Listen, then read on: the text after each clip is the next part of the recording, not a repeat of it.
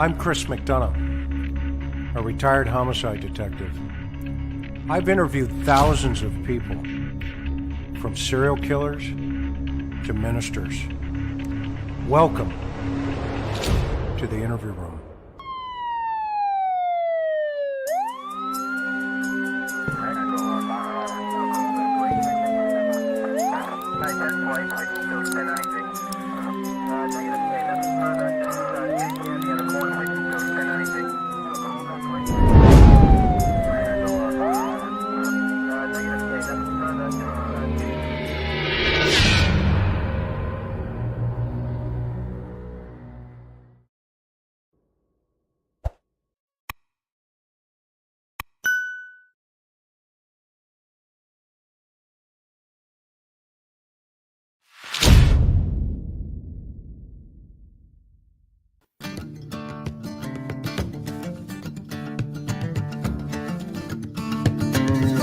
Possible GTA suspect there now, 4730 Crystal Springs Drive. Welcome to the interview room, everybody.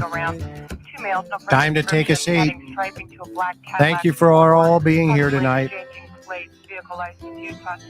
As always, coming to you from an undisclosed location. At TIR, we follow the evidence wherever it takes us on a case. All parties are innocent until proven guilty in the court of law. All opinions are welcomed here. We only ask that you keep them safe, classy, and honest. Thank you always to our mods, members, and subscribers. Without you, we could not do this, and with you, we can move mountains of justice for families and for victims. Thank you always for keeping things classy. To our mods. Tonight's show, Dee Warner, another update from one of the most amazing legal minds in this country. We all know Billy Little Jr. This is going to be a great show, folks. We appreciate you being here. And we're going to take your questions towards the end. 2 male Caucasians, 20 to 25 years, both had guns. Number 1 wearing white pants and a black shirt. Incident 329, Wilshire Unit Handling identified. 2845, possible code Tom, East Alvarado. 2879 en route with a 2-minute ETA. Weigh in where you're at in the chat. Thank you, folks, for being here. Let's introduce Mr. Billy. Hey, bud. Hey, Chris. How you doing, man? Good, buddy. Good, man. Great to see you tonight. It's awesome to see you. How you been? Oh, living the dream. We got a lot going on here, don't we? Oh, yeah. A lot of serious stuff. A lot of serious stuff. And so I just need to address one thing quickly this evening. Our thoughts and prayers go to the Michael Vaughn case family. We love that family, but unfortunately, I'm not going to be able to discuss any of that for other reasons, being with the Cold Case Foundation. So I cannot, folks, please don't put questions up in relationship to that case this evening because I'm not going to be able to discuss it. That said, I can talk all day long about Dee Warner with my brother Billy, and what do you got planned for us, man? Oh, big night, really big night. You're gonna really enjoy it. We're all gonna learn something. But I'm gonna tell you what, man. I'm just so proud of you. I'm amazed by you, surprised by you, and proud of you every single day. Thankful for you, mostly. Thankful for your service and thankful for what you do for these families and these victims. And I mean, it's so much of it goes unsaid and will continue to go unsaid. But tonight, it's not going to go unsaid. It's not going to go unsaid. Exactly. In fact, we're going to say it tonight. I'm going to get my clown horn ready. Oh, you're going to need it. You're going to need it. Okay, so I'm ready to cook here. So you want to give tell me when you want me to put the PowerPoint up, and we'll go rocking from there. What do you think? Let's roll. Let's roll. We got a lot of stuff to talk about. Okay, bud. Here we go. So everybody, um, welcome to the show. If you're brand new with us, Billy and I are grateful that you're here. We are so thankful for your support with the Dee Warner family and many others that we try to do our best to help. And the love that you bring to them empowers them to continue to press forward. So this is a really cool case, and Billy's been working so hard on this caper behind the scenes and in front of the camera as well, because he brought a lot of attention to the people that needed that attention. And real quick, Billy, also I want to thank all of our mods here, Miss Sophia, Maui Girl, Mimi J2, and Teresa M. Always, they are a classy group of women who keep us on the straight and narrow. So that said, I'm going to hide this and let's go, bro. Next slide, sir. Here's what we're going to talk about. Quick review. And the quick review, if you haven't seen in the old broadcast, I'd encourage you to do it, because we're going to just skim the top of the waves on those reviews, but just enough so that you can recall, in case you haven't thought about it for a while, what's going on. Cover new evidence, believe it or not. I mean, it's unbelievable. The new evidence and new things keep happening, but it does. And then we're going to talk about the deadline. So we set a deadline, and it's not me. I didn't set the deadline because my deadline would have been 2 months ago. But the Dee's family, right, out of respect to the victims, I have given the Michigan State Police time, and I think they needed time, and they deserve time and the opportunity to do the right thing. And I'm still hopeful that they're going to come through and do the right thing here, make an arrest, and see this thing through to the end. But I need to explain why there needs to be a deadline, right? So we need to understand, why does time matter in these cases? Why can't we wait 500 years? And I don't want people to get discouraged. There's a victim's mentality of, a lot of times you'll see in cases where somebody has been the victim of a crime, say a child molest or a rape or an assault or something, and they will get discouraged with the system and discouraged with the process. And I'm telling you that there is hope, and do not give up. And we'll talk about that. Make sense? Yep, absolutely. And Chris, you picked the title of tonight's presentation. I think it's a great one. We talked about greed and envy and hate and lust and all of the things that are the deadly sins. And people have said, follow the money, right? But 1 Timothy 6:10 says the love of money is the root of all sorts of evil. And in this case, couldn't be more true. So it's a great title. Thanks, Chris. Next slide. Here we go. Quick review. Okay, the murder, right? We know that Dee was murdered. We know that Dale murdered her. There's all sorts of evidence to that. Of course, her body has never been found, and that's tragedy for the family. They don't get to have peace, and I don't expect that Dale will ever give up the location of the body, just based on the personality that he has, and I've dealt with his type before. I don't expect that even after the conviction, he's going to give up the body. So it's going to be this. But we know, he says he's going to murder her. They have a fight. They know they're going to have a fight. They're home alone. The next morning, there's only one person that's still there. There's all of these things that happen. And, oh, thank you. My wife brought me coffee. You married so far up, you can't even see straight sometime. Oh, man. Yeah. I'm the luckiest guy in the world. So here's the timeline. We've gone over this 15 times. So I'll let people read it for a second. I'll be quiet for a second. And then we'll just move on. It's just, again, this is hitting the top of the waves. There's so much more than this. And by the way, we don't share everything that we know either, right? I know that law enforcement doesn't, but we need to share some. And so we've shared enough to pass to people what we think. Anything you wanted to highlight, Chris, that's either on there or not on there? Just I love these, the lawyer shopping stuff, right? I mean, because it started to move a lot of. I love the last presentation where it was like lift the ball, move. Where's the ball, right? And lawyers are, you're speaking from 1,000 years of experience. And by the way, if you're just brand new with us tonight, Billy, he's not only been just a great lawyer, he's a great investigative lawyer. And he's been on all sides of the law. He's handled 17 capital murder cases, and a lot of very famous stuff that he doesn't talk about.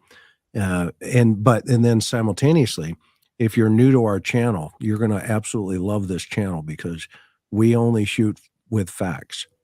No speculation, no guessing. Everything that comes out of the interview room and our family here is factual in nature, no matter what you hear, and contrary to what people think. Incredibly important. Incredibly important. None of this stuff is speculation. All of this is through documentation, witnesses, and evidence gathering. It's all been verified, most of it by at least 2 independent witnesses. So text messages, phone records, all sorts of things. These are just facts, right? These are indisputable, undeniable facts, right? So that's just what it is. Yep. Okay. So murder. We know Dee was murdered. We know that Dale murdered her. And if this is too confusing for you, next slide. Oh, I guess where we leave off at 11 a.m. that Dale had the wedding ring. So let's go to the next slide. Yeah. And if that slide is too too confusing for you, next slide. Yep. You ready? Yeah. Hit it. Uh-oh. Technical difficulties. 2 minus 1 equals question. Well, we're not on the next slide. Technical, is it Oh, you or me? And now we're on the next slide. Hang on. It may be me, so hang on. Okay, hang on just for a second. Yeah, sorry. Hang on. It may be.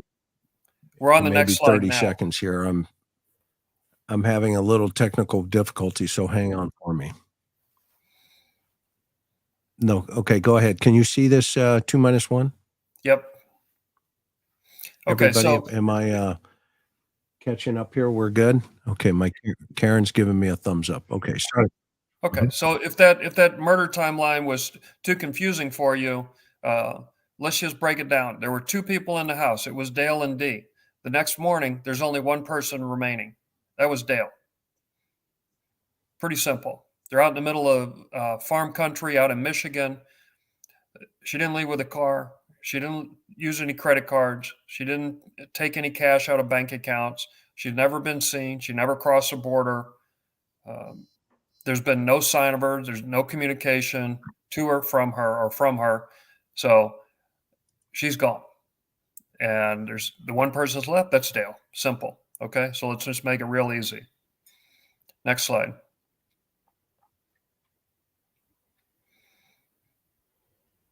Yeah, we're having some. Okay, so hang on just for a sec, Billy. I'm going to switch. Yeah, I'm going to switch Wi-Fi. So stand by. If I lose you, you got the show for a minute, and I'll come right back and put the slide back up. So hang on. Okay.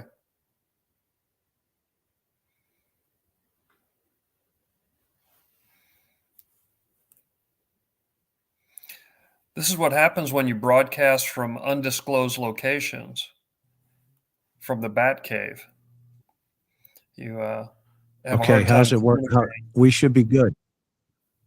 Okay. What you got? Let's see if we can hit the next slide. Are we good? Yeah, hit the next slide. Let's see what happens. So, all right. Remember that Dale says that Dee went to Mexico or Jamaica. He just thinks she took off, right? Well, that's what he tells people. We know what he thinks. And so after she supposedly takes off, what does he do? He converts all of the assets from her 100% owned trucking company into a new company that he creates with a similar name after she goes missing. And then he attempts to sell that to Laidlaw.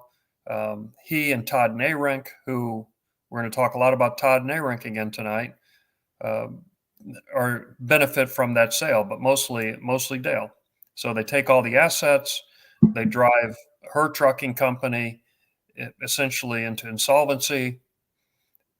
And by the way, if people don't remember, that trucking company was supporting Dale's failing farming operations. He was not a very good business person, still isn't. Gets a lot of his income through insurance games, through watering down fertilizers, and just straight up taking it from the trucking company. Remember, they just wiped off the books. When she goes missing, they just wipe off $1 million worth of debt that the farming company owed to Dee's trucking company, just with a stroke of a pen. No accounting entry, just gone. And that's in court records. So then he takes the business, takes all the assets from business, sells it to Laidlaw.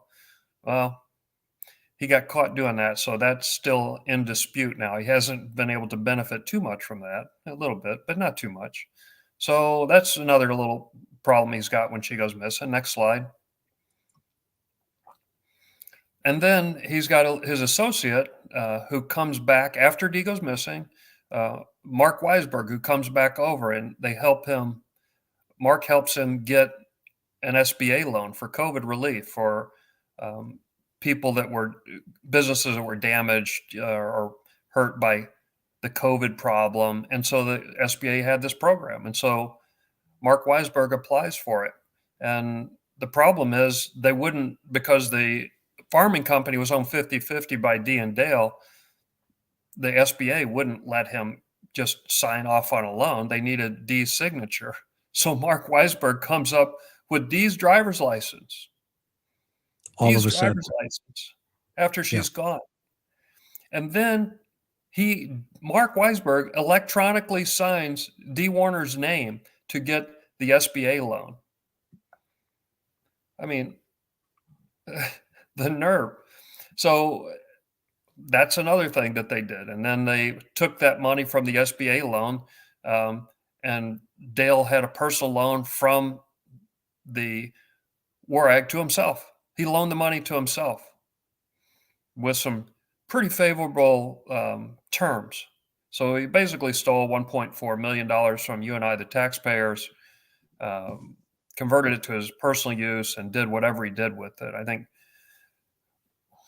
anyway, that money will never be paid back. It was never intended to be paid back. But even if it was, the fact that Mark Weisberg's producing Dee's driver's license after she's missing and then electronically signing his name, I mean, come on.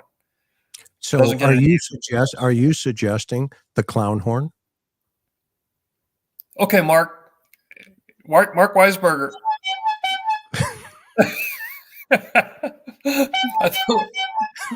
Yeah. I hear something. Okay. All right. So this has all been covered. People have called in and reported the fraud. I've called in and reported the fraud. So SBA is aware of this fraudulent scheme. Everybody's aware of it. And we're going to talk about who all's aware of it a little bit later and what they're trying to do to shut it down. And we're going to need the clown horn a lot when we get to that. Absolutely. Next slide.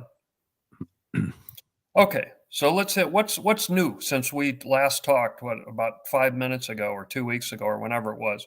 Let's see what's been going on since then. Next slide.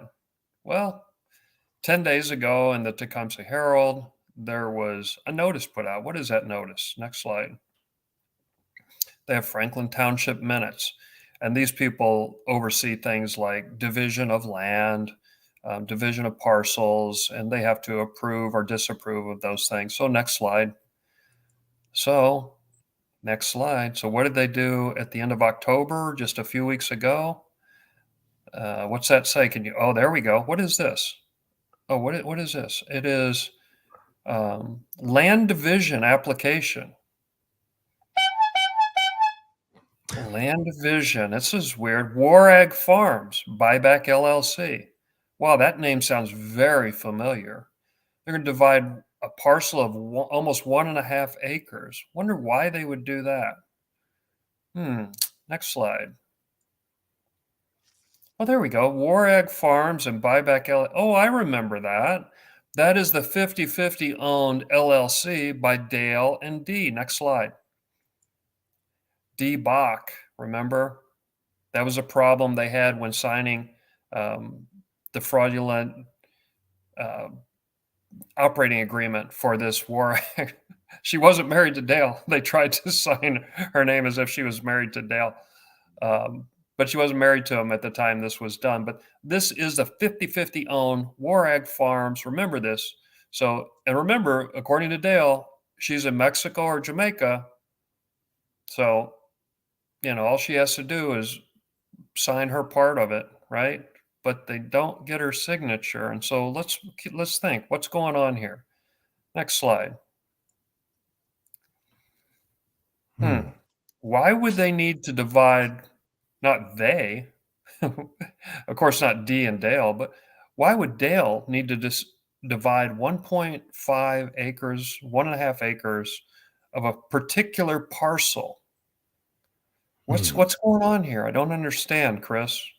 Yeah, no, this is a mystery. This is a big mystery with Dale. So let's see. Next slide. Oh, what? Oh. What the heck? What is going on here? Dale is transferring 1.5 acres to Todd Nayrink? What? Does his girlfriend know about it? Do we know that? The massage lady, is she? Maybe, I don't know. So, oh my goodness. But so you got to dig a little deeper. Oh my gosh. And by the way, look at this. It says motion carried 5-0. Land Division Committee recommended approval. Now it's not been approved yet, but they recommended approval. How in the heck can they recommend approval of a division on this LLC when they're missing half of the partnership here? Well, yeah. I mean, she's in Jamaica. How could they do that? And why is Dale? What's this here? Oh. Well, let's talk about Todd again. Remember the reason that Dale and Dee had a problem that week, although it had been building for years. Remember, there's a history of domestic violence. Some witnesses said that he had choked her in the past. She had shown up with knots on her head, with bruises on her body. And she explained that those were from Dale putting his hands on her. But when it culminated that week, the culminating factor was Todd Nayrink and his family. And this was the start of the problems on that Saturday when Dee goes missing. And then Todd himself. Can you hit that sound button? Todd's involved in this disappearance. Listen. Actually, it won't play here because no problem. I have a block on it. But we know what it says because it's right there in front of us. Yeah, those are Todd's words, not mine. Todd's words. He's involved like an MFer, right up to his ears. That's what he says. I'm involved like a mile, right up to my ears. So, and by the way, the morning that Dee goes missing, he's on the property at 3:30 a.m. on their property. Yeah, on video. And he admits it. And by the way, when the stuff was stolen from Dee's trucking company and taken to a new company, and then the business was sold, who benefited from that? Who got the new job at Laidlaw? It was Todd Nayrink. And he knew that they were planning a confrontation that evening, Dale and Dee. He says that. Oh yeah, I knew they were going to fight that night, the night that she disappears. And this is the person that on Dee's behalf this land is transferred to? Some clown signs. Yeah. Well, so what's going on here? What's going on here? Next slide. And No. Todd says Todd said in his own words that Dee went to Arizona. Well, when she gets back from Arizona, Todd, she's going to be pretty pissed that the guy that caused the breakup of the marriage and the breakup of the companies was given part of her land and a house that's on that land. Now, listen, in all fairness, there was a land contract, and it was a pretty good land contract, but Todd was almost $50,000 in arrears of that. And even in spite of the fact that he was in arrears, they all wanted to give him the land. And it's funny that after Dee goes missing, guess who stops making payments on that land contract? Todd. And guess who those payments were going to be made to? To Warwick Farms, Dale Warner and Dee Warner. She had been alive still. But no, guess what, Todd? You don't worry about it. Don't make any more payments. Why? I thought he was greedy. I thought he needed the money. I thought he wanted the money enough to fraudulently take money from the SBA, and yet he's willing to turn his back on almost $50,000 that Todd Narek owes. Why? Why would you do that? Next slide. Oh, There's Officer something- Friendless. Here come the popo. Here come the popo. Look So behind you. when this case goes to trial, the jury will be instructed on something called consciousness of guilt, behavior and actions and things that happen that show that a person has a consciousness of guilt, showing that they're guilty. And next slide, the common example that is used is flight. There's a flight instruction. If there's a bank robbery and the police show up and you take off running from that bank robbery, that can be used to show that, hey, you knew that you were guilty of something at that bank robbery because nobody else took off running, but you did, right? And so there's these consciousness of guilt actions. There's a flight instruction. What are some other examples of consciousness of guilt? Next slide. Concealing evidence, right? If you're not guilty, why would you hide evidence? Why would you dispose of evidence? For example, why would you dispose of a body? If nothing bad happened, why would you need to conceal the body? Let's say that it was an accidental death. Why do you need to then go and dispose of the body? Okay, and then here we go. Witness influencing. Maybe like paying off witnesses, maybe like giving land away, maybe favorable contracts, maybe ignoring debts that are owed. I don't know. These are consciousness of guilt. Go ahead, Chris. Oh, yeah. And no, with witness intimidation, I mean, kind of like getting your picture taken while you're behind a vehicle. Oh yeah, remember Dale was tailgating people. He tried to evict a family and their children from a house that he had no legal right to do because he believed that they were being a witness against him. And by the way, Todd was involved in that too. Todd was the one that tried to evict him on behalf of Dale. I mean, these guys are, as they say, thick as thieves. Yeah, this is a problem. This or, is a as problem. Todd says, in it up to their ears. Yeah, absolutely. And then, little green men show up in cars, and that didn't work. That kind of went away. Hey, what do we like to say, Billy? Right? Sod, some other dude. we used to call it Sadi. This is Some the other dude promo did it. time. Yeah, some other dude did it. Oh yeah. Well, yeah, that was. And we have, by the way, I have Todd on tape saying that he knows a big shot in Toledo, Ohio, who will take care of me. Coincidentally, it was before people show up at my house, but hey, I'm still here. Send them back. Let's see what happens. Yeah, I'm still here. And one day I won't. Okay, let's talk about what's some more new information. Okay, next. This is my favorite part. I love this part. We've talked in the past. How do we pronounce his last name? How do we pronounce his last name? Duzma, but we don't need to worry about him. We don't need to worry about old Jimmy. No, we don't need to worry about Jim. Next slide. Okay. Apparently, Whoops, sorry, back. I'm too far.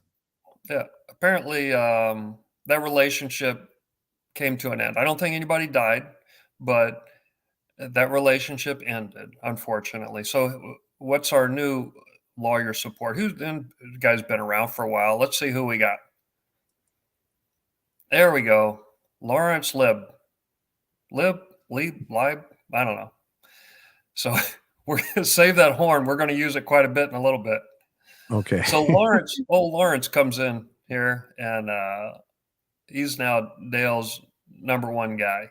He had his 5 minutes of fame on TV, and in the print media, they come to him for comments. But let's see what old Lawrence has to say. Next slide. Lawrence says on May 9th of this year, Dale Warner has been open. His client has been open, right? He should have the In-N-Out hat on currently in this photograph. Just saying. Just a kicking it nice, off. just a good old boy having a couple of cheeseburgers and some fries and In-N-Out. And by the way, I love In-N-Out. So This portion of the presentation is sponsored by Double Burger from In-N-Out. well, they may want to get a new spokesmodel for it. So Yep. because Dale Warner has been open, really? Because last week, Lawrence put on a new face. Now Lawrence wants a protective order from the court. Why? Chris, have you sought a protective order? Not yet, but Okay. yeah. Well, I haven't either. So, and we've been pretty who open. Needs one? Who needs one, Billy? I guess Dale needs one, and Lawrence is trying to get that for him. No kidding. Yeah, let's see kidding. what's going on here. Hmm. And what do they want to protect? Bank records. Why bank records? The bank records that show that Dee Warner hasn't removed any money. Bank records that show that money has been moved around and stolen from business to business. Credit card statements? You mean the credit card statements that show that Dee Warner has never used a credit card because she's not alive anymore? Corporate documents? You mean like the forged document that an expert said was forged power of attorney by Dale? You mean the corporate documents like the fraudulent operating agreement? Those are the documents you want to protect? Financial documents that show the transfer of money and funds and assets that he stole from Dee, that he stole from her business. We got to protect that. That's confidential information that the public shouldn't know about. Why? Dale's open. Oh, and by the way, he wants in his protective order that this information will not be used in any other litigation. Well, what do you mean? What other litigation? What possible other litigation could there be? Let's think about that, Chris. What possible other litigation? It's a stumper. Oh, hey, I got one. What do you got? How about a theft or a murder or a fraud schemes charge? How about that? Get out.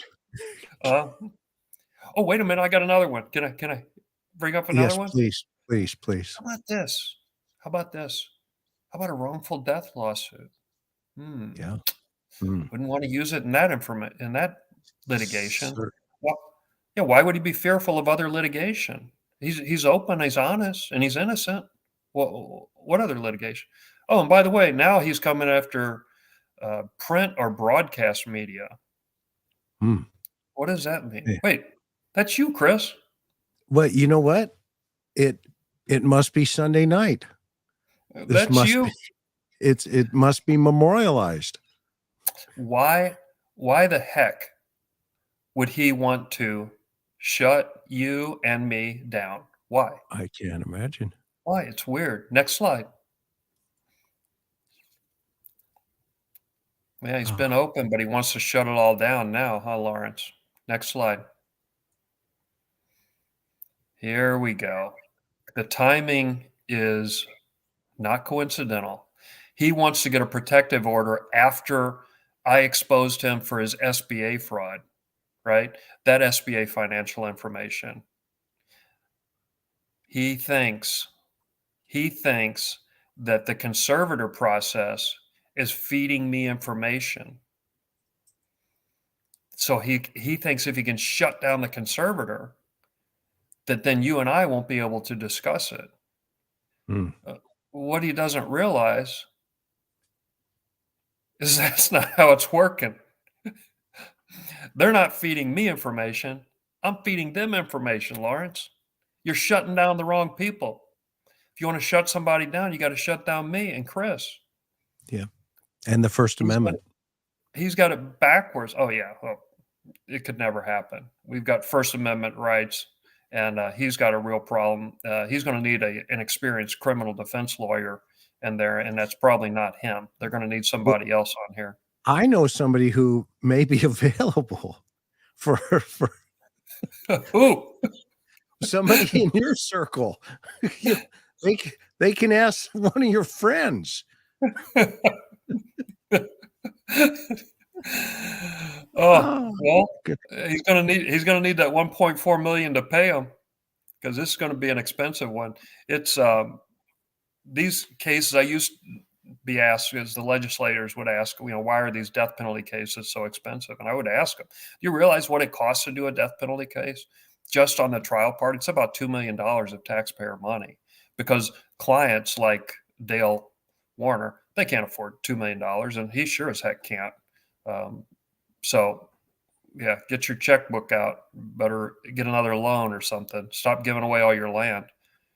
So Lawrence is a misunderstanding of what's going on here. He thinks that they're leaking it to me, and it's quite the opposite. So good luck with your protective order.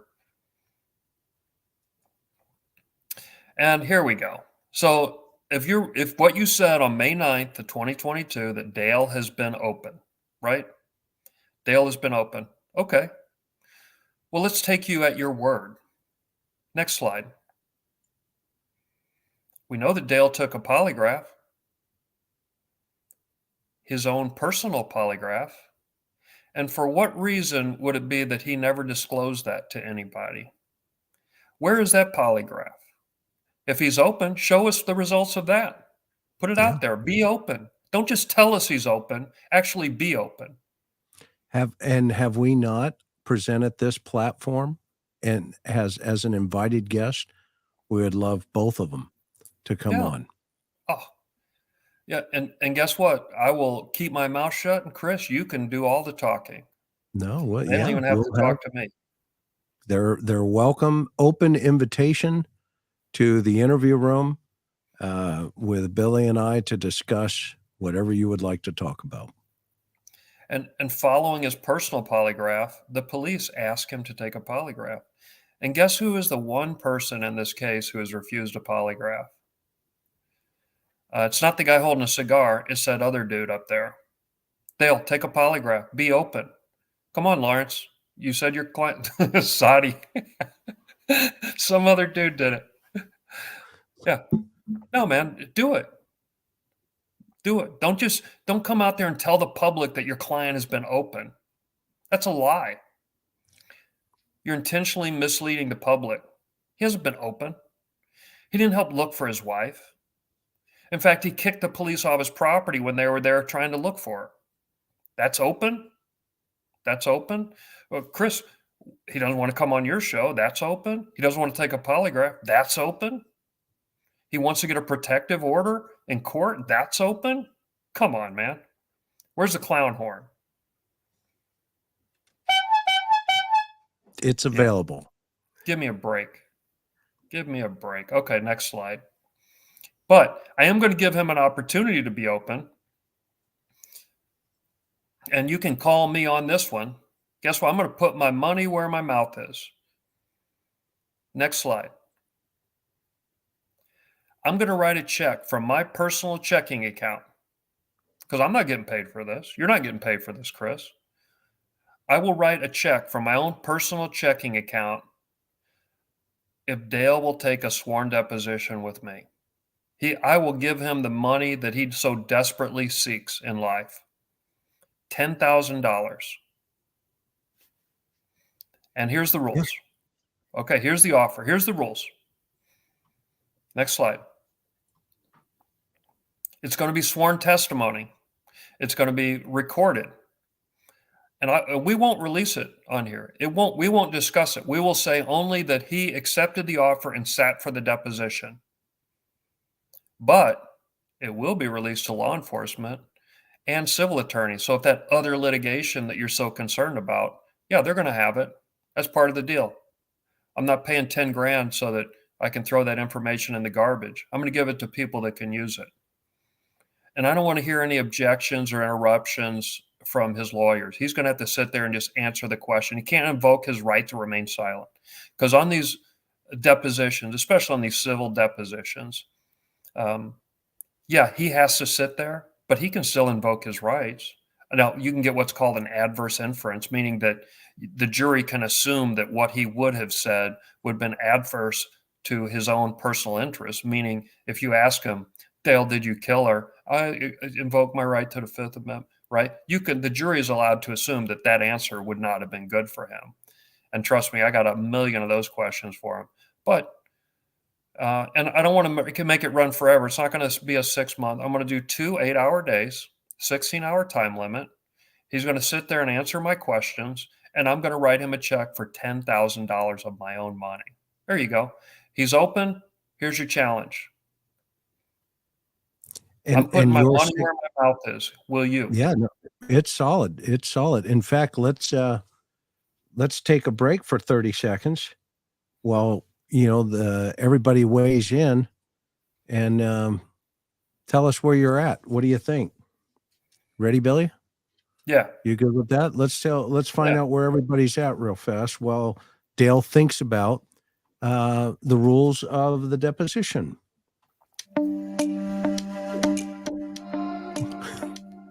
Tell us where you guys are tonight, and if you're new to our channel, the interview room, all we ask is you subscribe, share, hit that like button, send it around to everybody, and in fact, send it to Dale tonight because we have an invitation to a deposition, and this would be very clean, sworn testimony with audio, visual, transcribed record. No public release of information, but it will be released to law enforcement and civil attorneys. And no objections, interruptions from Dale's lawyer, commonly referred to as Dale's lawyer. No invoking his right to remain silent, and a 2-day, 16-hour time limit. There you go, Dale. Billy will write you a check from his own account. Hopefully you take him up on it. And it's great to see everybody tonight. It really is in the chat. All right, so let's pick it up.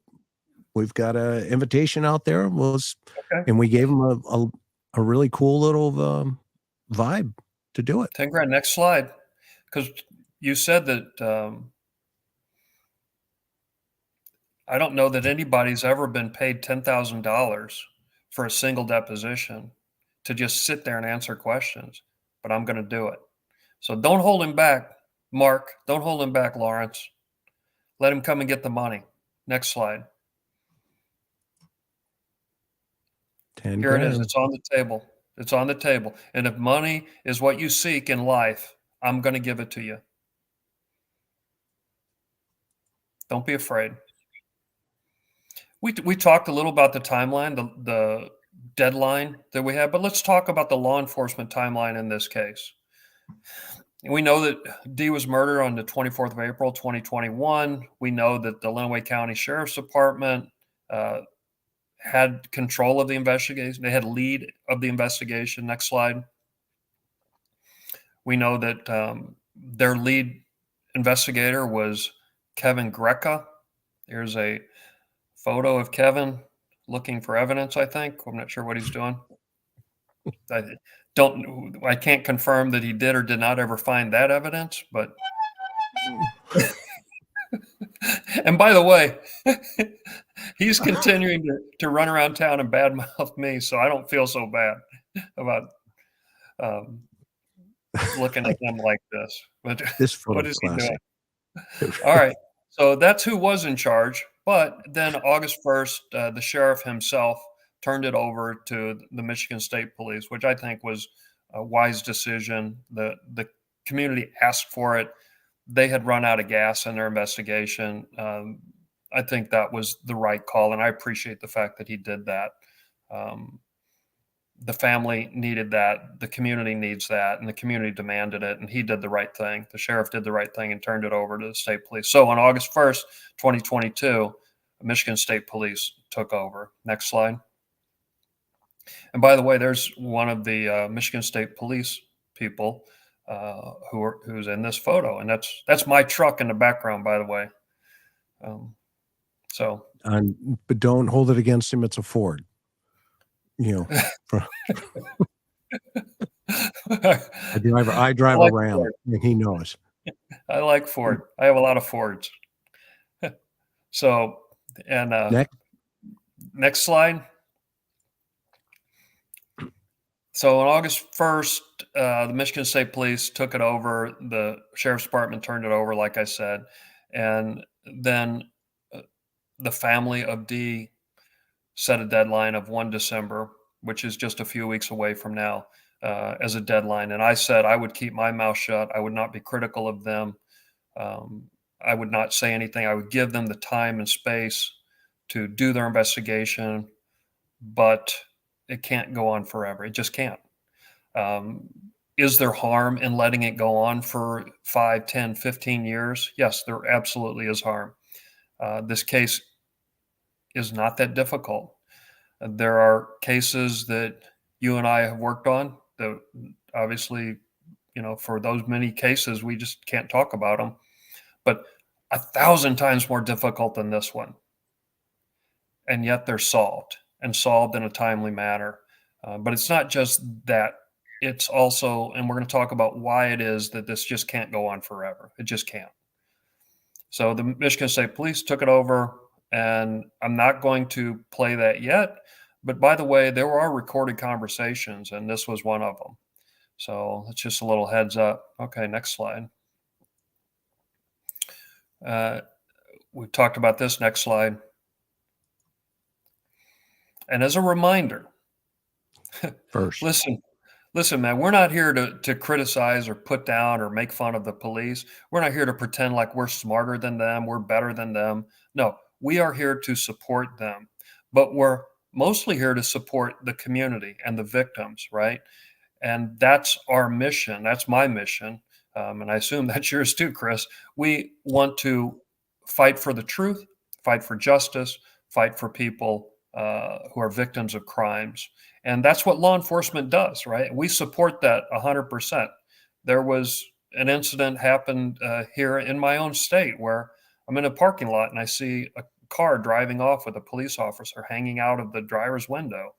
I ran over and opened the other door and drug the passenger out. And, we do what we can in real events, in real world time, to protect and support our law enforcement. That's just what we do. And that's what everybody should be doing. But I'll tell you what, it's a two-way street. Next slide. MSP on their webpage, they have a commitment to transparency and accountability. And we should hold them to that. And I think what they're saying is true, that public trust and support is essential to a good community policing strategy and accountability. Yes, public trust is incredibly important in our law enforcement and our leaders in this community. Don't lose that. Do not lose that. Next slide. Yeah. And then they have reasons why they don't share information with people.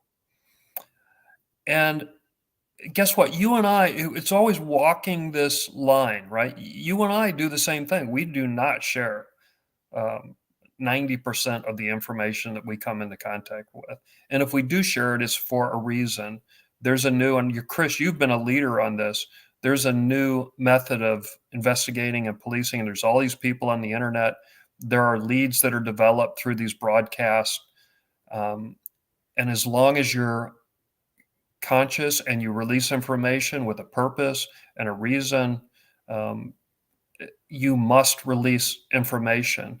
And you also have to do it to maintain public trust and confidence in the system, in the law enforcement. It's not enough to say, oh, we can't talk about that because integrity of the investigation. That's what they always say, right? The people that want to hide this stuff. But in a way, you can justify that. You can say, well, isn't it true that they have to? Well, yeah, it is true in a way, but is it true for 100% of the evidence? No. Is it an effective way to conduct an investigation? Not in today's world. No, sir. No, sir. You're not using all of your assets. Yeah, and those agencies that get that and work with the community, and I mean, they're solid. They're solid, but then you get, unfortunately, we get a circumstance that we unfolded here that it's an elected official, and he's assigning people that are dating people connected to the suspect, and that's just, it's foolishness at that point. It's like, recuse yourself and pull yourself out of it. And it took a while for the sheriff to get to that point, and then he realized you weren't going away until that took place, and then he passed it off to Michigan State Police, and that was the right thing to do, and that's what we're talking about with supporting our law enforcement authorities. But go ahead. But there's power in the community. There's power in the people. People have seen things. People have come forward through these broadcasts, through airing this. All of the information that you and I have collected, 0% of that has come from the police. All of that has come from the community. All of that has come outside of the police agency. And you've seen the volumes of evidence that we've collected, and they have more than we have, right? So this secrecy for the integrity of the investigation as a blanket statement about everything, that's not good for the victims. The victims need more respect than that. They need to know what's going on. They need to be kept in the loop. The public, for their own trust and confidence in your abilities, they need to know what's going on, right? You don't have to release everything, but you also want to find out, okay, who else knows something out there that hasn't come forward? Maybe they're afraid. Maybe they didn't even know about the case until it was publicized. Unbelievable amount of information has come from, remember, it was on Discovery ID, disappeared a few weeks ago, national broadcast. Unbelievable amount of information came pouring in after that. You have to put out information. You just have to. You have to manage it. You got to be smart about it, because you definitely don't want to hurt the prosecution later on. But you can't just sit there and stonewall everybody. That old school methodology, it just flat doesn't work. And people are smarter than that nowadays. So use the community. And information travels so quickly, right, Billy? I mean, it's just so fast. I mean, a tweet all of a sudden becomes a novel within 10 minutes. And I mean, one single tweet can flip information so fast, and it gets, sometimes it gets all discombobulated, for lack of a better terminology, but it's also can be extremely powerful, when the correct type of information comes back. And crowdsourcing is a powerful tool, Charlene, as one of our folks in the chat just said. I mean, it's very powerful, and that's what you've been advocating for in this particular case. And sure enough, it all came together. And now, now this attorney's trying to, play games and suppress the continuation of the flow of that information. Right. Who wants to shut the information down now? It's the defense attorney. Do you get it? Do you get it? The defense attorney wants to shut it down because it's not hurting the prosecution's case, it's hurting the defense case. You got to get up to speed, guys. Come on. Okay, next slide. So stay tuned. I'm not gonna blast them. That's never going to be my goal, is to blast law enforcement. That's not it. Our goal is only to find the truth and justice and to help victims' families. But we need to understand why it matters. Why set a deadline? Why set it? Because the community is unsafe.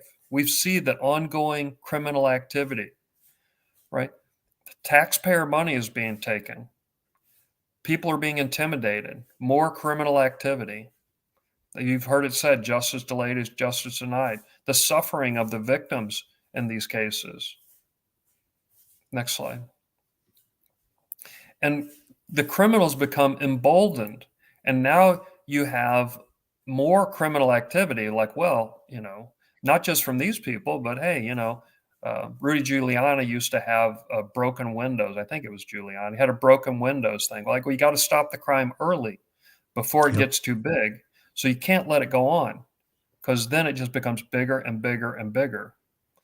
Next. And we lose trust and confidence in law enforcement. People ask me all the time, well, has anybody been arrested in this case? No. Well, why not?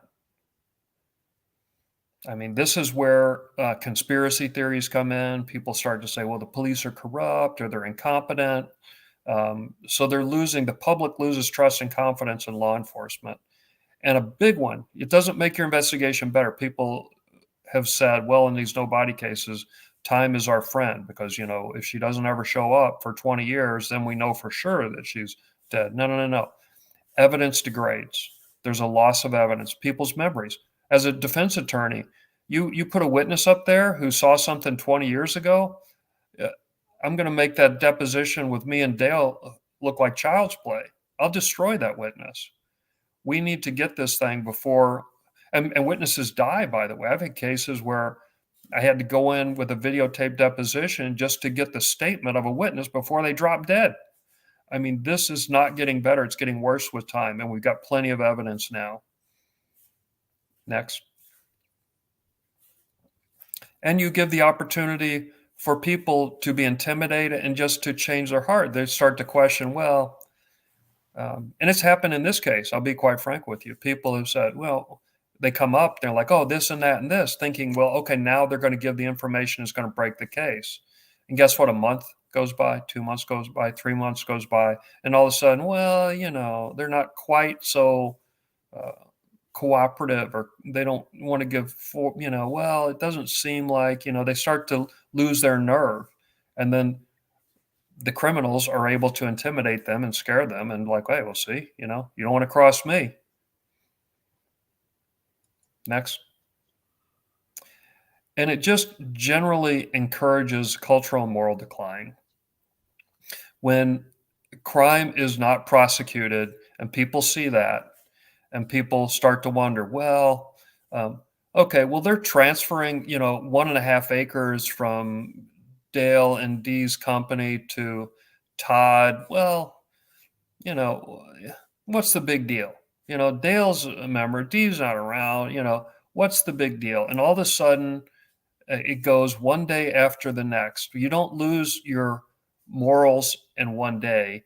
It happens a little piece at a time. It's like chopping a tree down, or people say, how do you eat an elephant? One bite at a time. You make one bad decision today. Well, if I just cheat a little bit today, it's not that big a deal.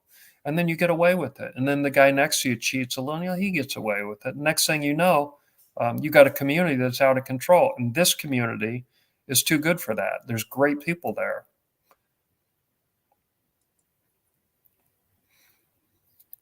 But there's folks, hope. Yes, there is hope. And there's hope in this case. I promise you that. Next slide. Look at what all has been accomplished already by the community. There was probably 300 people at that vigil that was held out at the conference center, that had these candles and balloons, and people were speaking. Was just an amazing thing. There was a Dee's birthday celebration. There were public rallies. In fact, the public rally jumps down to number 8. That was where the sheriff turned over the case. The community has power, and people have done a lot. There have been signs, billboards, yard signs. People are donating money to that. Don't give up and don't stop doing that at the state fair, both last year and this year. Don't give up. Local and national media exposure. I mean, this is a big, well, Oh, wait, sorry, my bad. I hit the wrong button. That's me. this is a big deal. This is a big deal to As this Pee nation. Wee Herman says, I meant to do that. Right. Where's my clown horn? There it is. For Okay, yourself. I deserve it. Sorry about that. I hit the wrong button. Yeah. People have submitted FOIA requests. Now, somebody submitted a FOIA request to the state police, and they came back and said, "Oh yeah, we'll give you the information if you write us a check for over $1,000." Come on, man.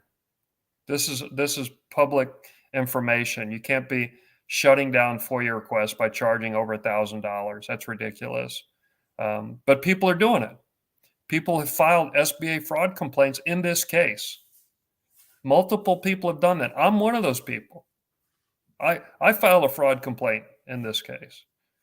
And the community forced the sheriff or pressured him to turn it over to MSP. So there's been great things that have happened already, and more great things are coming. Next slide.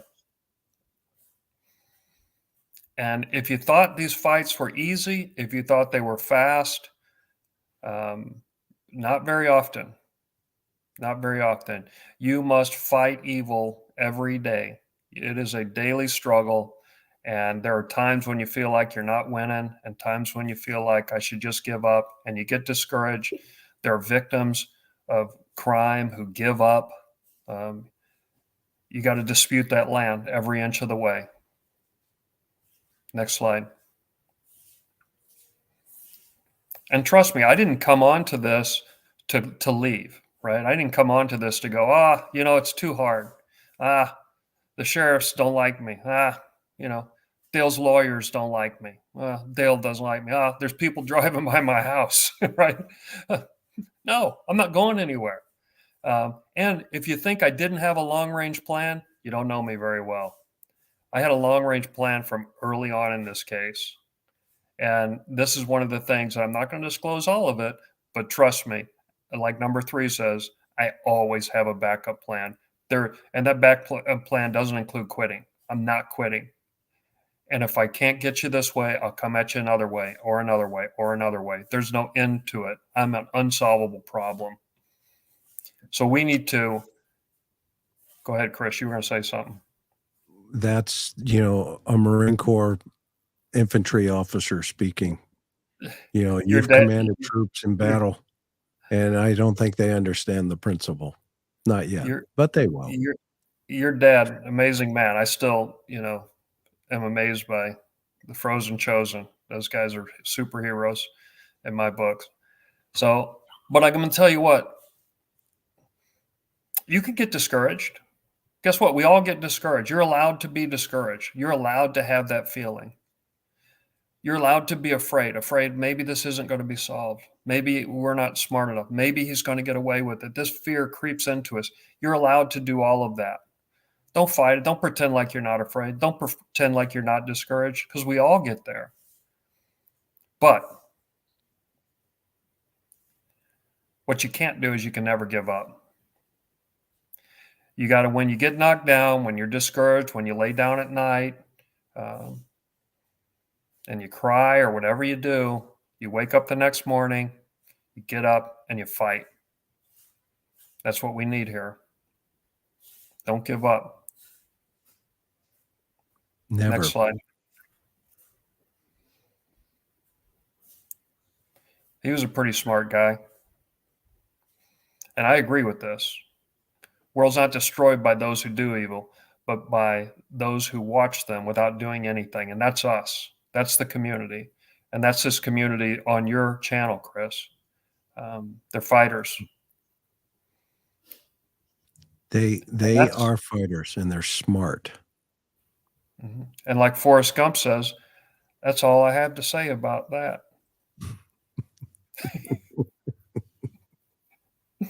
All right, everybody, let's grab a couple of comments here.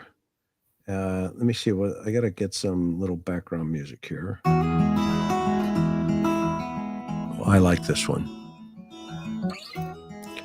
All right, everybody, go ahead and put your questions in. Those of you who are new with us to the interview room, all that we ask is that you subscribe to our channel and you pass it along to your friends, your neighbors, your families. And, this is a good spot for you if you love true crime. So we're always grateful for your support and always grateful for your support of these families and victims. And so while some of the questions are coming in, I'm going to put some of the comments up. I want people out there to know that Chris is a very humble man, but he is amazing, absolutely amazing. And if you're going out there and badmouth him or act like he doesn't know what he's doing, you're going to have to cross me to do that. You're kind, bud. And so let's put some of these comments up here so that folks can, and then we'll grab some of your questions too as they're coming in, everybody. Thank you so much, Delana. Thank you so much, Under Your Scars. Absolutely love that name. Lila, Dale is cordially invited to have a seat in the interview room. Absolutely. Thank you so much. Elizabeth, Dale, take up Billy's generous offer. Absolutely. We agree with that. 10 grand. Wouldn't you like to have 10 grand from me? Much respect. Thank you, Heather, for your support. We're so grateful for that. Jack and Angie, hey, I'm Dale. This is my brother Dale, and this is my other brother Dale. Exactly. Yeah, exactly. It certainly does look that way, doesn't it, guys? Wendy, so great to see you. Back the blue. Love the blue. 100%. Support the blue, Kathy, 100%. Yep. The mission. Absolutely, Beth. The mission is Dee's daughter and Dee. This is what we do, and this is why we're here. And Larry, great to see you here, my friend. Witnesses may move away or even pass away. So, yep.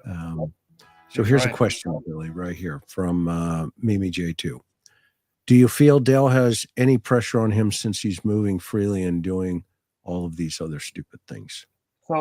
So Dale has a way of, and his personality has always been this way. So he'll do something bad, and then he'll act as though life is normal.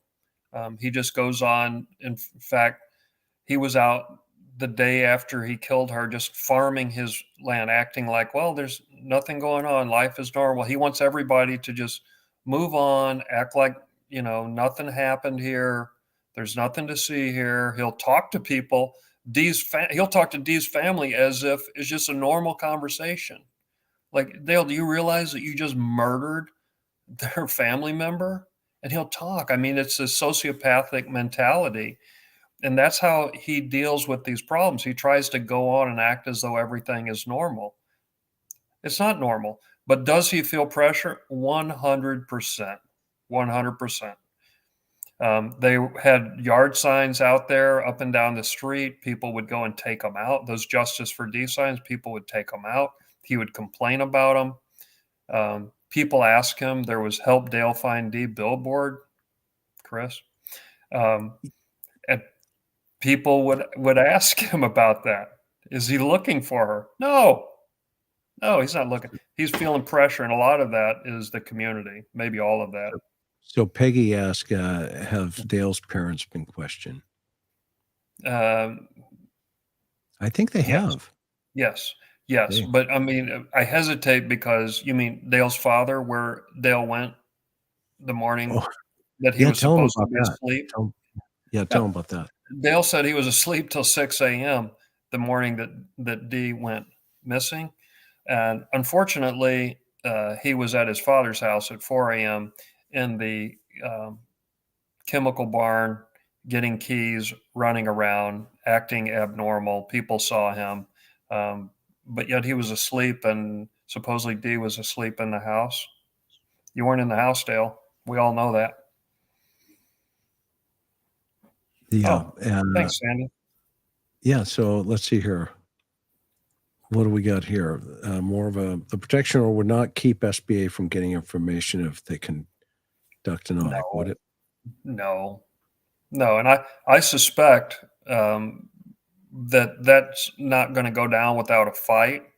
I would be surprised if that protective order in the civil court was signed, but I mean, I don't want to blow it off too much, but so what? I didn't get any of my information from them. Yeah. So Strawberry Kisses says, or ask, if the lawyer gets his order from the court, will that stop you two from getting information? No, No. absolutely not. Absolutely not. That lawyer, like I explained before, he's under misunderstanding. He thinks that they're giving us information. No, I'm giving them information by doing what we're doing right now. I didn't call the conservator and go, "Hey, there's SBA fraud." No, I came here and told you, Chris, and you told your community. Yep. And now the SBA knows. And now that, yeah, I mean, there's a lot of moving parts going here. There is a lot of moving parts, and we don't want to talk about Dale's little, or Dee's daughter, because, she's still out there and she's a victim of this. So we want to be respectful to that, everybody. J-Lo says he must know that the cavalry's coming. He must feel it. Do you think he's feeling it? Yeah. Why else would two guys drive by my house, 500 miles away? Or now the defense attorney try to make a move to shut us down. Right. Why would he need to do that if he wasn't feeling the heat? Yeah, they know. Yeah. The clock is ticking. And I don't know if that clock is December 1st or if I have to do something myself later on, but. So the question here from Janet, is there concern about what he'll do when he's finally cornered? Sure. Why don't you talk about that, Chris? What happens when sociopaths are cornered? Yeah, I mean, it's a very challenging thing, and that's why we want to be very sensitive to the other scenario here where, we're talking about, other people. So let's not corner him. Let the authorities do what they do and do it best. But, right now, this information that we're presenting is in relationship to the civil attorney who continues to make it, quite frankly, if you have not had a chance to watch our series on the Dee Warner case, go back into the playlist that I have assembled on the Dee Warner case. Start from the beginning, and you're going to see a progression in relationship to his behavior and how it kind of went from, I don't know anything, my wife is just missing, yada, yada. Now it's gone, Billy has uncovered not only a lot of the criminal activity that's taken place, but a lot of the financial activity that has been driving. Motive here is always critical in relationship to criminal behavior and understanding that. So are we concerned about it? You're always concerned about it. But quite frankly, at this point, we're hoping and praying he's going to do the right thing and, maybe turn himself in and say, hey, I need to talk to you guys and tell you what happened. I mean, for all we know, and we don't know, right? We don't know if this was intentional in relationship to the act itself. For all we know, it was a domestic gone sideways, and now there's panic mode that comes in, or if there's evidence, to a financial motive in relationship to, getting Dee out of the circle. And now, it's absolutely amazing that Billy, we've got Todd now. I think Todd needs to step up as well. I mean, Todd is, he's deep into this. I mean, we've got him with a lady of the evening on tape, all turned over. And Todd, by the way, is your wife aware of that? As Todd didn't have a wife. Well, there's no wife. Nothing. Well, he's there's a lot on Todd that I have not shared, and more recordings on Todd that I have not shared. Yeah, but he's I don't know what his problem is with women, but he's I don't know. So Miriam asked if you can comment, was Ellie able to go in and search that barn Dale steered them away from? Well, again, law enforcement doesn't share with us any information So I've heard both. I can't confirm either one, and I'm not going to share information that I don't know 100%. I heard initially we heard that he told them to get out, which is true, right? That part we can confirm, that he told them to get out of the barn, that their dogs would be harmed by the fertilizer. Whether they actually went in after that and searched it, I don't know. So, Okay, so sorry. here's a question. What's up with the DA? I don't want to comment on that, to be honest with you. Sorry. Okay. Sorry, Cynthia. Kathleen. Oh, great question. It's, this was covered in one of the early broadcasts. So there were security cameras all around the house. Guess what you'd never see? There were security cameras in the office area where Dale says she left her ring. She's not seen on the security cameras. Now, we do see Dale on the security cameras, and we see vehicles moved, but we never see Dee on any of the security cameras. We see funny things on the security cameras, but you never see Dee. How come? Go figure. Go figure. Yeah. They also don't see her taking any money out of the office. There's cash that was left in her desk. If she's leaving forever, she's going to leave cash in her desk? No.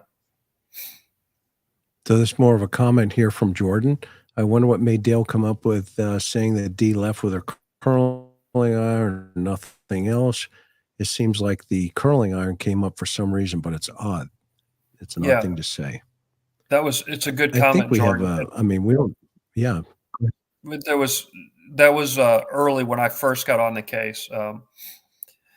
That was one of the things. And so I had one of my initial working theories was that he choked her with that curling iron cord. That was one of my theories after we figured out that she was gone and he did it. Then, okay, how did he do it? The curling iron was definitely in there, but I don't know. It certainly is a weird fact.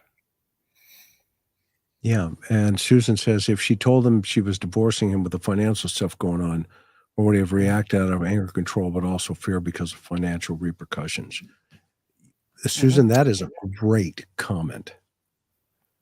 Yes, and for all of our DV survivors out there who have experienced men, who've gone off like that, that is a possibility, absolutely. But it does.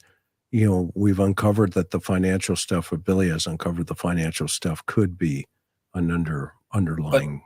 But what Susan says is smart. She says, but also, right?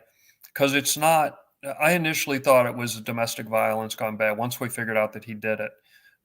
But then you start looking at the financial stuff, and then you find out that he said a month prior to her going missing that he was going to kill her. So this was a planned out thing. Yes, it may have been out of anger on that night. Surely there was anger involved, but there was also the greed.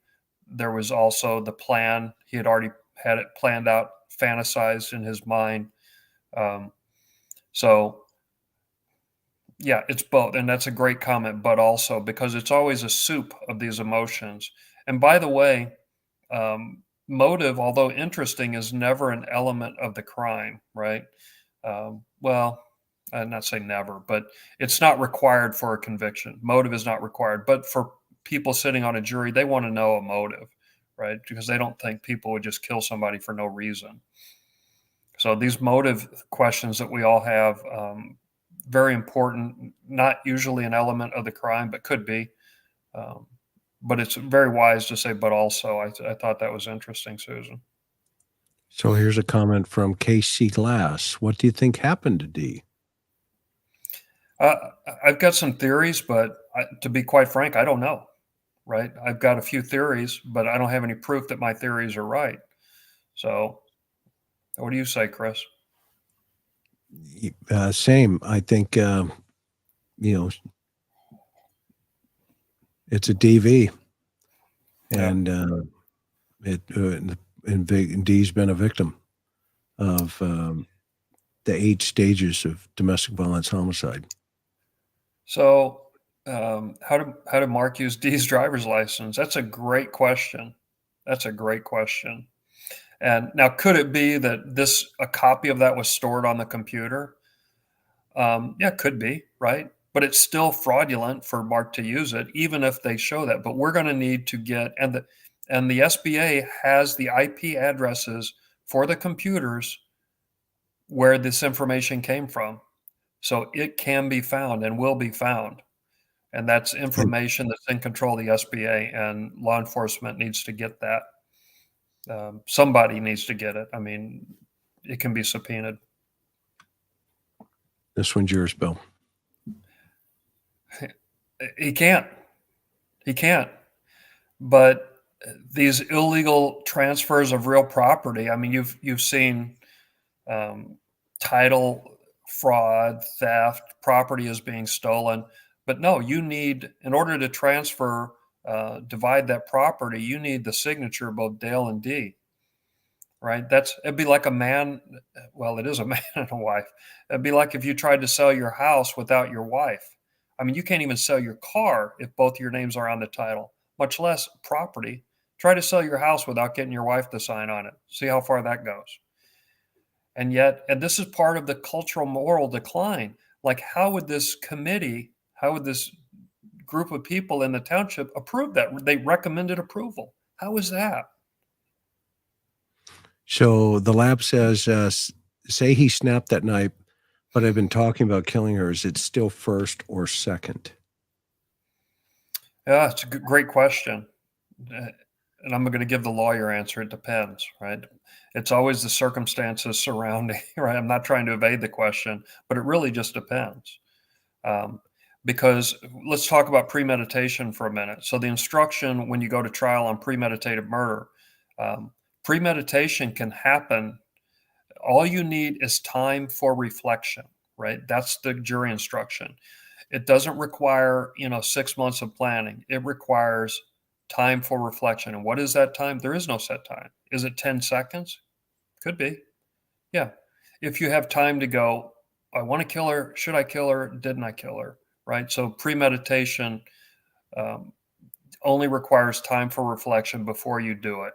So I suspect that it is first-degree murder, unless he was still in a heat of passion that was caused by that circumstance. And that's what his lawyer will argue. So it's a bunch of legal mumbo jumbo, but.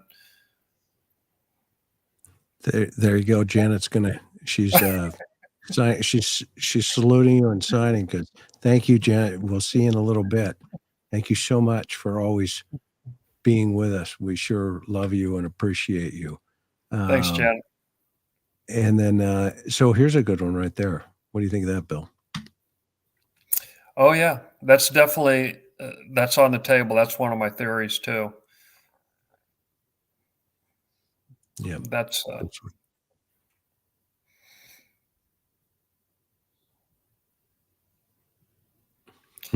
right. Exactly. Right. That's exactly right. That is an odd fact. So. Okay. Let's see here. He just thought about it. Yeah. And you're right. Everybody, we know that other, Barry and Suzanne, right? The Suzanne Morphew case, Bill. I mean, it just seems to be very consistent with these guys. If your wife is missing, can you legally sell the house? No. So back on the curling iron. You know what? I'll be honest with you. If you walked in here with a curling iron, I couldn't tell you if that was my wife's or she doesn't even have a curling iron. I don't have any idea. Right. I sure as heck wouldn't know if she took off with one. So can you legally sell the house if your wife is missing? No, there's a statutory time period, and each state is different. But I think in Michigan, it's 7 years. You have to wait. Good question, Sweet and Sassy. Why didn't they freeze it? Yeah, they should be. Well, the conservator is supposed to be in there representing Dee, right? And I think they have turned up the heat on that. They're starting to step up and actually, represent Dee's interests in there. And yeah, there's somebody in there fighting for Dee that's not just us. You just don't see him in the public eye. Yeah. So here's a question. The question is, when my financial crimes are going to be revealed, qualify as heat of passion? Susan. Yeah, no. No, there's a definition of what constitutes heat of passion, but that's funny. I know that's a joke, so I won't try to answer. Why not? Here's a comment. Why not the blow dryer, Dale? I love it. I love it. What an odd thing to say. Isn't it crazy? Okay, I've got a couple more here. Oh, this is very sweet. Thank you so much, Amy. I really like when you speak up for what's his face. I think that we're both of you gentlemen. Feel privileged to be part of the community. And God bless you both. We're so grateful that you're always with us. Hey, man. We really are. Chris is the real deal, man. He is the Do real. I get a lot? I get a lot of grief, don't I? You get Everybody tells me I don't have time to watch it, but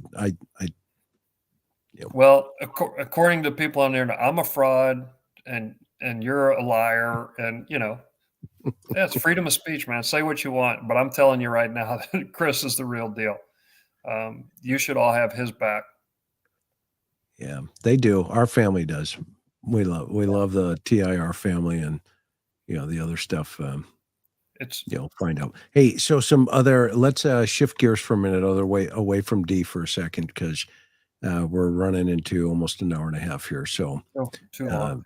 No, it's perfect because an hour and a half is dynamic. We had some good news this week. We can't go into a whole bunch of details, but Billy and I met with the district attorney's office in Utah with Mary. And so we're hoping to have another follow-up meeting. So everybody keep the faith that, good things happen there. And of course, just horrible news, obviously, with what happened with AWP. I really didn't have a whole bunch of a tie into that other than, what you guys know of. And so I always stand with the victims, like Billy and everybody else. Victims and survivors is what this channel's about. So, if that's unfortunate, book them. And that's the name of that tune. I don't really have to say anything else on that number. And then we've got a lot of things, cooking and real true crime. We're trying to, do a lot of different things behind the scenes on many cases. And so, keep these families and victims in your prayers. But Mary and Jeannie need your prayers. And if necessary, we'll circle the wagons with you again and let you know what we found out. But wasn't it great for Billy, to join in as well and to help? So we had a great call, right, Bill? Yeah. Well, 90% of the work we do isn't out here, and we joke. I joke a lot, right? But it's not funny. It's real and it's personal. But yeah, let me ask you, Chris, how much sleep have you had the last couple of days? Not much. Right. But it's okay. Right. It's right. We love it. It's this job, this mission that you have in life. It's hard. It's hard. And you take a lot of shots from the public and you can't fire back. Right. And that's frustrating. And I just want people to know that stop it. I'd like to go out there and beat all their asses if I could, Chris, but because you just don't deserve it. Look at away. Here's my gift to you, Chris. It's November. In February, I want you to take a day off. Until then, you get about 3 hours of sleep a night because there is work to do. Yeah, you're the one up at, and so everybody knows, our relationship. I'll be sleeping and I'll look over. It's like 2:30 in the morning. Bing. And then he'll go to sleep and I'll send him one. Bing. Be like, and we'll both wake up and go, what the work that you do is so important, Chris, so important that I know it's stressful on you and your wife and your family. But I'm so appreciative of you and thankful for you. And you've done great stuff. And I wish I could tell people what it is, but I can't. So thank you so much. As long as I have people with Mickey Mouse ears and wife beaters on telling people that, I'm not the real deal, hey, I'm good to go.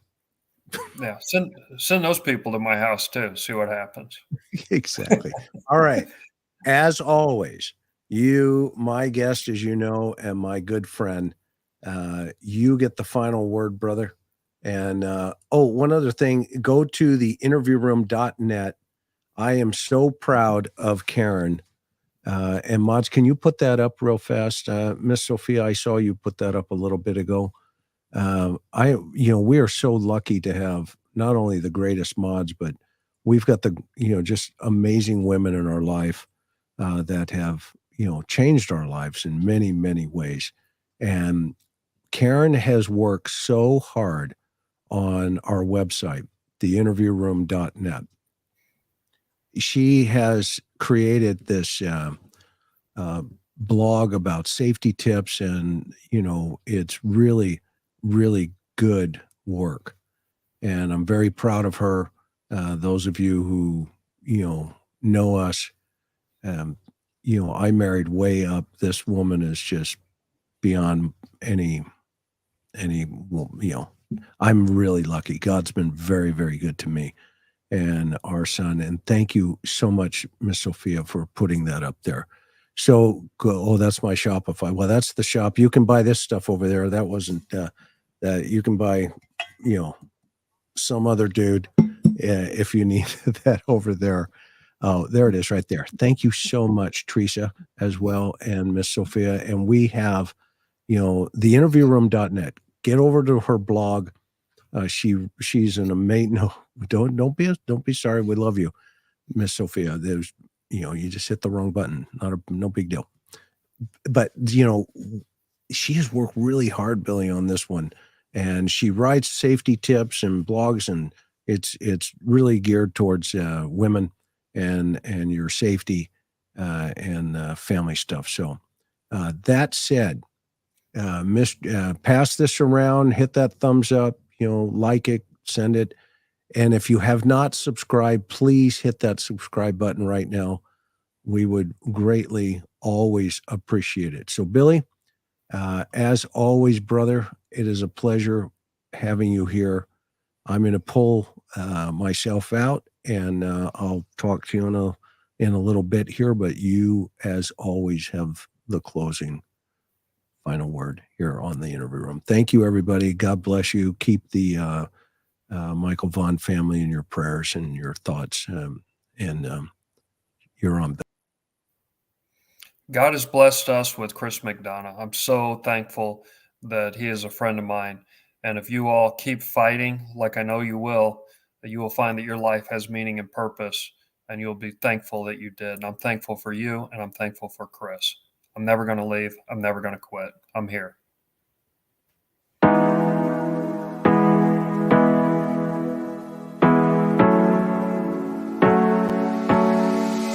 Hard working every day. I'm stressed out 24/7, babe. No timeouts. Wish we could fly away. You and I go to our favorite place. Oh yeah. Make special memories together. I'll be your company now and forever. I say we fly away. You and me go to our favorite place. Feeling the sun on my face in Hawaii. With you, Hawaii. With you, Hawaii. With you, Hawaii. I need a summer breeze, some fresh air to put my mind at ease. No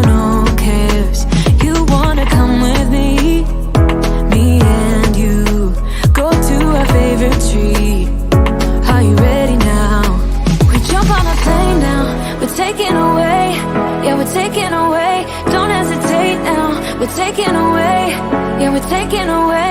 We'll never come down, we're going away, yeah, we're going away, you and me. Feeling the sun on my face in a while.